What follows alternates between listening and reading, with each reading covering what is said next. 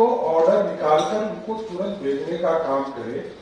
और पंचायत में ये लगना है, प्रत्येक पंचायत भवन बन रहे हैं।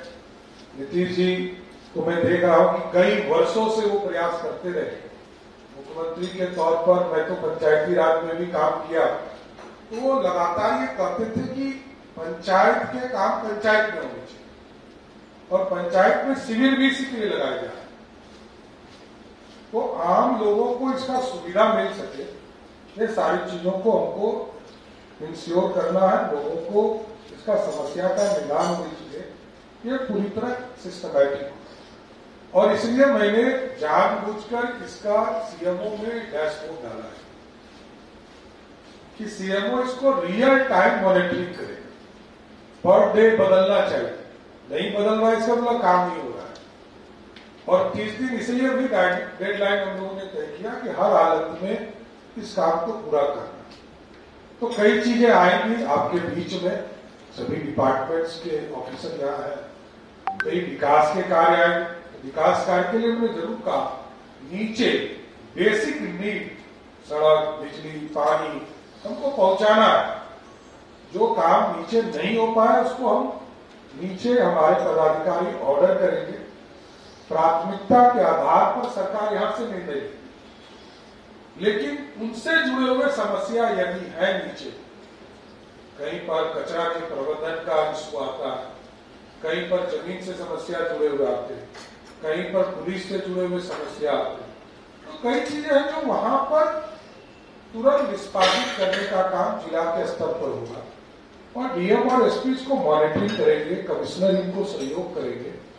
और सभी जगह ये जरूर मैं आग्रह करूंगा कमिश्नर, आईजी, डीआईजी से और डीएम और एसपी से कि आप रोस्टर बनाइए, आप भी किसी न किसी ब्लॉक में जाकर इस समस्या का कम से कम 5 पंचायत में जरूर जाए, वहां जानकारी ले और वहां की स्थिति का रिपोर्टिंग भी सरकार के लेवल पर करने का काम करें कि रैंडमली आप जाकर चीजों को चेक करें, पहले से बता के नहीं है इस ब्लॉक में जा रहा हूं, ये भी जानकारी नहीं होनी चाहिए।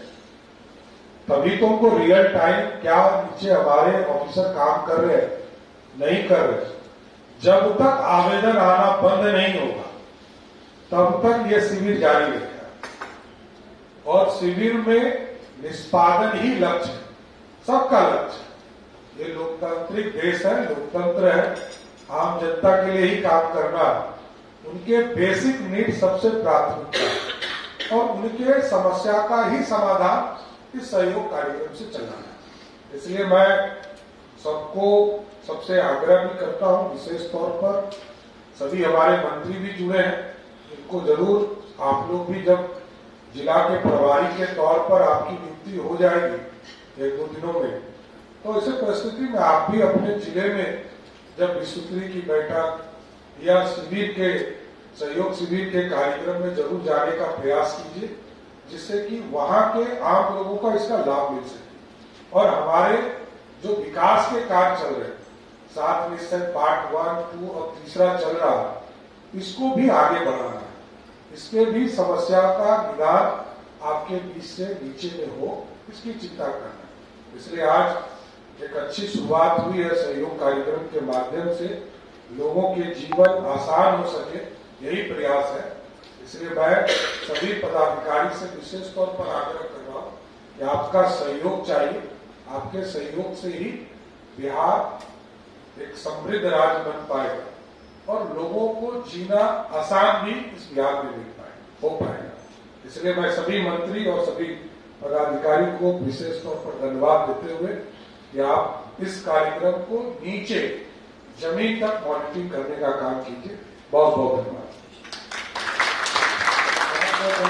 मुख्यमंत्री महोदय, अब मैं अनुरोध करूंगा सचिव सूचना कार्य विभाग से कृपया धन्यवाद।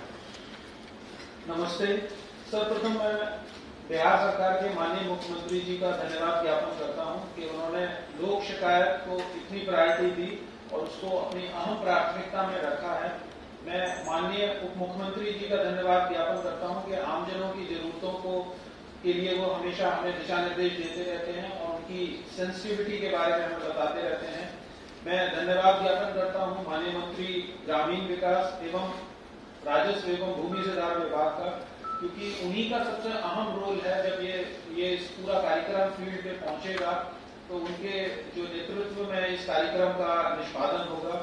मैं धन्यवाद ज्ञापन करता हूं माननीय मंत्री आईटी श्री विजेश मिश्रा जी का कि उन्होंने हमको कांस्टेंट गाइडेंस दिया, और जो 2 आईटी इंटरवेंशन इस कार्यक्रम में की गई हैं, चाहे वो हेल्पलाइन के माध्यम से हो, चाहे वो पोर्टल के माध्यम से हो, उसका ससमय निष्पादन करने में हम लोगों को मार्गदर्शन उन्होंने दिया। मैं माननीय मुख्यमंत्री जी के सचिवालय, सामान्य प्रशासन विभाग और आईटी विभाग के संपूर्ण नेतृत्व और टीम का धन्यवाद ज्ञापन करता हूं, जिनके बिना ये कार्यक्रम पूर्ण नहीं हो सकता था। आप सभी को बहुत बहुत धन्यवाद।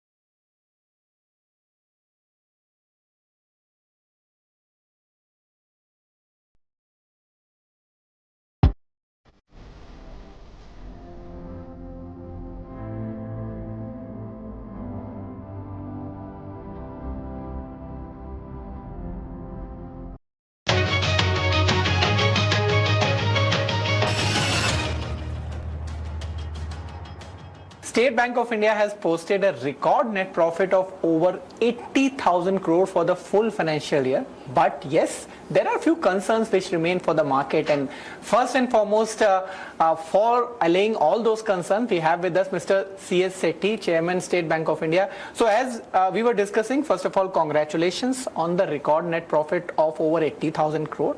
But having said that, market was concerned regarding two figures. One, NII, another one, NIM. Let's start with NIMs first. Do you think that 3% is your exit this year?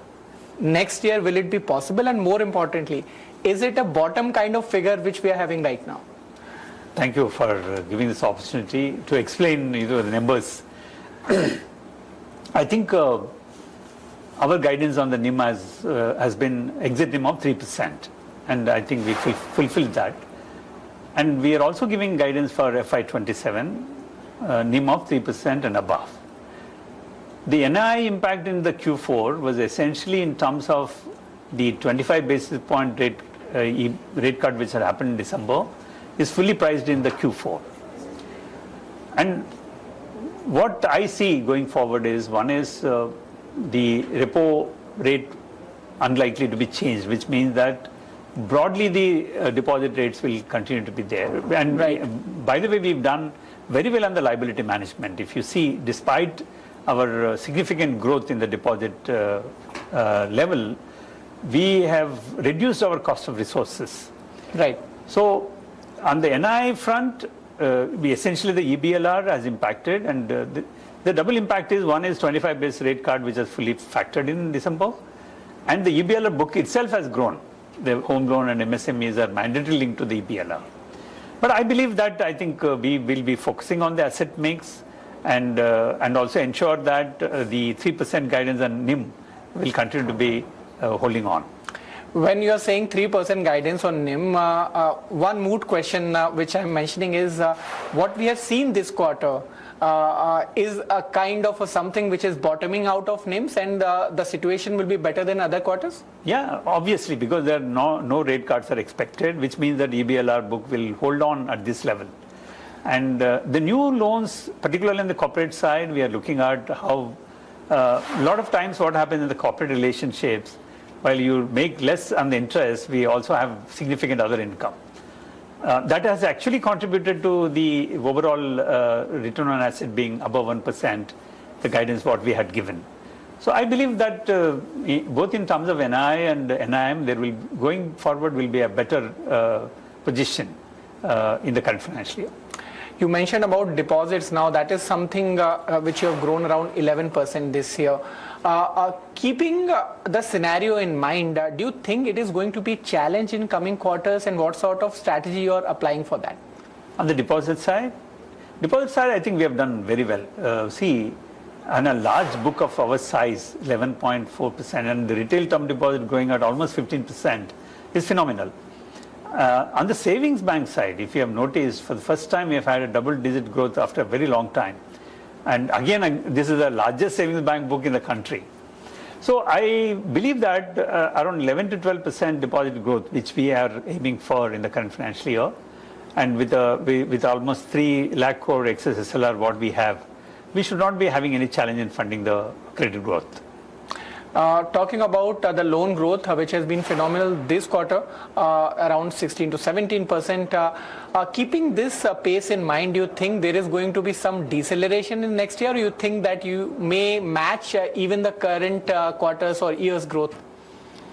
The credit growth is a function of macros. I think how this West Asian conflict is going to play out, whether it is going to be impacting in terms of consumption moderation. These are all some of the things what we need to look at. But I believe that the robust credit growth what we have witnessed so far in the month of April gives us an impression that we would probably go with the earlier guidance what we have given to last year. This year also we continue to give the guidance of 13 to 15% on the credit growth side.